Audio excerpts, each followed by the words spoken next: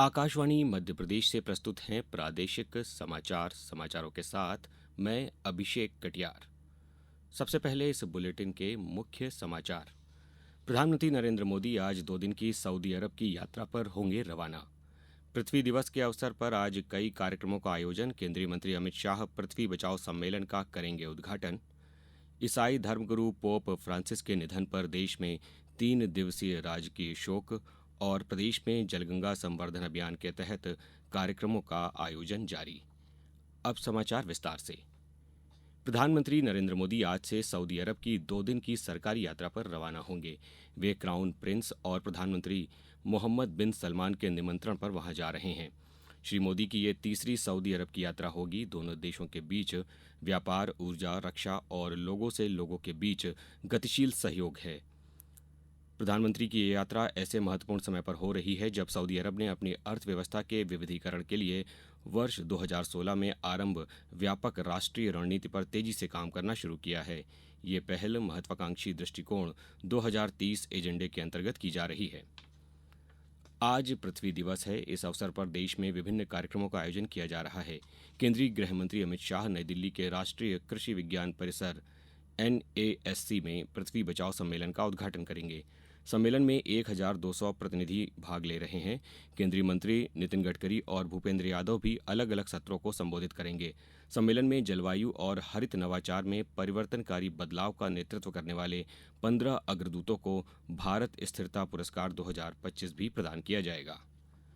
मुख्यमंत्री डॉक्टर मोहन यादव ने कल मध्य प्रदेश विज्ञान एवं प्रौद्योगिकी परिषद मैपकॉस्ट की 17वीं विज्ञान मंथन यात्रा का भोपाल में मुख्यमंत्री निवास परिसर से शुभारंभ किया।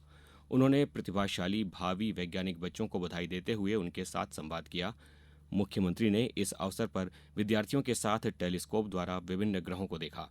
मुख्यमंत्री डॉक्टर यादव ने कहा कि ये विज्ञान मंथन यात्रा बच्चों के जीवन में उपयोगी सिद्ध होगी। 10वीं, 11वीं, 12वीं के बच्चे विज्ञान यात्रा के इस साइंस टेक्नोलॉजी के टूर पे जा रहे हैं। मेरी अपनी ओर से सबको बधाई है और शुभकामना भी है। आज के दौर में यशस्वी प्रधानमंत्री के नेतृत्व में इस प्रकार से देश सभी क्षेत्रों में प्रगति कर रहा है। ऐसे में हमारी नई पीढ़ी के बच्चे भी भविष्य में विज्ञान संबंधी अपनी जिज्ञासा का समाधान करे, अपनी टैलेंट को बढ़ाए, भविष्य के अच्छे वैज्ञानिक बने। आज के दौर में यह बहुत समसामयिक है। मेरी अपनी ओर से सबको शुभकामना। मुख्यमंत्री डॉक्टर मोहन यादव ने कहा है कि सरकार प्रदेश के समग्र विकास के लिए प्रतिबद्ध है। प्रदेश के हर क्षेत्र में कनेक्टिविटी बढ़ाना हमारी प्राथमिकता है। उन्होंने कहा कि टेलीकॉम सेक्टर में इन्वेस्ट करने के लिए मध्य प्रदेश आने वाले हर निवेशक के हितों का सरकार पूरा ध्यान रखेगी। मुख्यमंत्री डॉक्टर यादव मंत्रालय में कल दूर संचार उत्पादन क्षेत्र टेलीकॉम मैन्युफैक्चरिंग जोन TMZ की स्थापना व इसके क्रियान्वयन के संबंध में बैठक को संबोधित कर रहे थे। ग्वालियर जिले में टेलीकॉम मैन्युफैक्चरिंग जोन TMZ बनाया जाना प्रस्तावित है। ये TMZ करीब 350 एकड़ जमीन पर बनेगा। अब समाचारों में वक्त है एक ब्रेक का। ये समाचार आप आकाशवाणी मध्य प्रदेश से सुन रहे हैं। ये समाचार बुलेटिन YouTube पर Madhya Pradesh news All India Radio channel पर और फेसबुक के साथ ही X प्लेटफॉर्म पर AIR न्यूज भोपाल पेज पर सुने जा सकते हैं। इसके अलावा आप हमारी वेबसाइट newsonair.gov.in पर या न्यूज ऑन AIR ऐप पर भी समाचार सुन सकते हैं।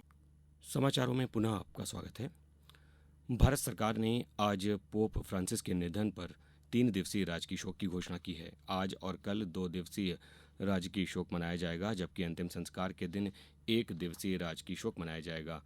राजकीय शोक के दौरान पूरे भारत में इमारतों पर राष्ट्रीय ध्वज आधा झुका रहेगा।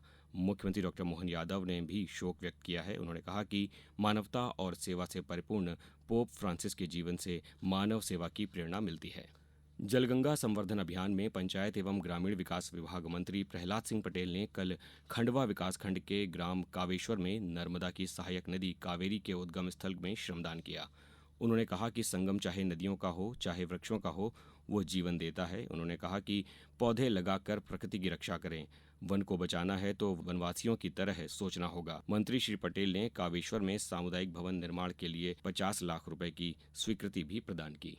यदि आपको वास्तव में जलगंगा अभियान को सफल बनाना है कि पंचायती राज के प्रतिनिधि अगर तय कर लेंगे तो हमें किसी दूसरे व्यक्ति की जरूरत नहीं है। आज हम सन से बचने वाले लोग हैं, लेकिन गांव में आज भी लोग परिश्रम करने से चूकते नहीं। मैं परासरी नदी का उद्गम पर गया था, वही बासुआ, वहां की नगर पालिका की जो अध्यक्ष थे, उनने कितना बड़ा काम किया। 8 मीटर की नदी को 30 मीटर चौड़ा किया। उन्होंने प्रस्ताव दिया मुझे, क्या बेतवा को अगर आप बारासरी में मिला दें, इस पूरे हिस्से को पानी हो जाएगा। मैंने लौटते ही मुख्यमंत्री जी को चिट्ठी लिखी और उसका काम शुरू हो गया। बालाघाट जिले में पोषण पखवाड़े की कैलेंडरवार गतिविधियां निरंतर जारी हैं।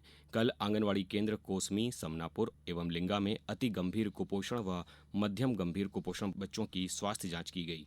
बच्चों को जांच के उपरांत आवश्यकता अनुसार आयरन सिरप, मल्टीविटामिन सिरप तथा एमॉक्सिलिन का वितरण किया गया एवं बच्चों के हीमोग्लोबिन स्तर की जांच की गई। साथ ही माताओं के साथ पोषण संवाद किया गया। कार्यक्रम में पर्यवेक्षक श्रीमती दीपिका चौहान के साथ ही आंगनवाड़ी कार्यकर्ता, आशा कार्यकर्ता एवं अन्य हितग्राही उपस्थित रहे। इंदौर प्रदेश का पहला ऐसा जिला बन गया है जिसकी सभी पंचायतों में सूक्ष्म, लघु और मध्यम स्तर के उद्योग स्थापित हो गए हैं। इंदौर जिले में ये महत्वाकांक्षी अभियान अप्रैल 2024 से प्रारंभ किया गया था। जिले की 160 ऐसी पंचायतें जहां पूर्व में कोई उद्योग नहीं था, उनमें 336 नए सूक्ष्म, लघु और मध्यम उद्योग स्थापित कराए गए। इन उद्योगों में कुल 90 करोड़ रुपए का निवेश हुआ है। जिले में कुल 334 ऐसी पंचायतें हैं। इस अभियान के अंतर्गत स्थानीय युवाओं को रोजगार से जोड़ने के उद्देश्य से ऋण विभिन्न बैंकों के माध्यम से वितरित कराए गए हैं। मुख्यमंत्री डॉक्टर मोहन यादव ने प्रदेश के रायसेन, टीकमगढ़ और राजस्थान के चित्तौड़गढ़ में हुई दुर्घटनाओं में प्रदेश के नागरिकों के असामयिक निधन पर दुख व्यक्त किया है।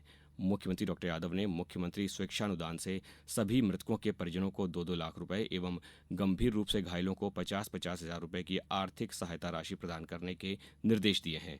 चित्तौड़गढ़ के निम्बाहेड़ा क्षेत्र में हुई दुर्घटना में रविवार को उज्जैन के 4 लोगों की मौत हो गई थी। वहीं टीकमगढ़ जिले में रविवार को एक एसयूवी और 2 मोटरसाइकिल की टक्कर में 4 लोगों की मौत हो गई। तीसरी दुर्घटना रायसेन जिले में भोपाल जबलपुर राष्ट्रीय राजमार्ग पर सोमवार सुबह हुई, जिसमें 6 लोगों की मौत हो गई थी। अब कुछ समाचार संक्षेप में। विकलांग पुनर्वास केंद्र रंगपुरा झाबुआ में आज युवा संगम रोजगार मेले का आयोजन किया जाएगा, जिसका उद्देश्य शिक्षित दिव्यांगजनों को रोजगार और स्वरोजगार से जोड़ना है। शिवपुरी जिले में कल शासकीय आईटीआई में रोजगार मेले का आयोजन किया जाएगा। जलगंगा संवर्धन अभियान के अंतर्गत कल आगरमालवा जिले के नलखेड़ा स्थित विश्व प्रसिद्ध मां बगलामुखी मंदिर परिसर में लखुंदर नदी पर साफ सफाई की गई। मंडला जिला योजना भवन में समय सीमा एवं विभागीय समन्वय समिति की बैठक में सीईओ जिला पंचायत श्रेयांश कुमट ने 100 दिनों से अधिक समय से लंबित सीएम हेल्पलाइन के प्रकरणों पर विशेष ध्यान देने के निर्देश दिए हैं। निवाड़ी में केंद्रीय सामाजिक न्याय एवं अधिकारिता मंत्री डॉक्टर वीरेंद्र कुमार ने कल पंचायत वृषभानपुरा, मुड़ेनी, कछियाखेरा, अस्तारी, सिंदूर सागर व कुम्हारा में जन चौपाल लगाकर आमजनों की समस्याओं को सुना और शीघ्र निराकरण के निर्देश दिए। धार जिले में बाबा साहेब डॉक्टर भीमराव अंबेडकर की जयंती के उपलक्ष्य में भाजपा जिला संगठन द्वारा जिला स्तरीय संगोष्ठी का आयोजन आज धार के ऑडिटोरियम में किया जा रहा है। शासकीय आदर्श विज्ञान महाविद्यालय रीवा में कल भारतीय रेड क्रॉस सोसाइटी के सहयोग से 8 दिवसीय प्राथमिक चिकित्सा प्रशिक्षण कार्यक्रम का शुभारंभ हुआ। इंदौर के होलकर विज्ञान महाविद्यालय समेत 6 शासकीय परिसरों में विकास कार्यों का अनुमोदन किया गया। कलेक्टर आशीष सिंह की अध्यक्षता में कल हुई बैठक में ये निर्णय लिए गए।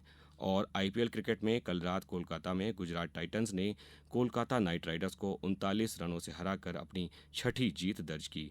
आज शाम लखनऊ सुपर जायंट्स का मुकाबला दिल्ली कैपिटल से लखनऊ में होगा। इस बुलेटिन में बस इतना ही। अगला बुलेटिन दोपहर 2:10 पर। नमस्कार।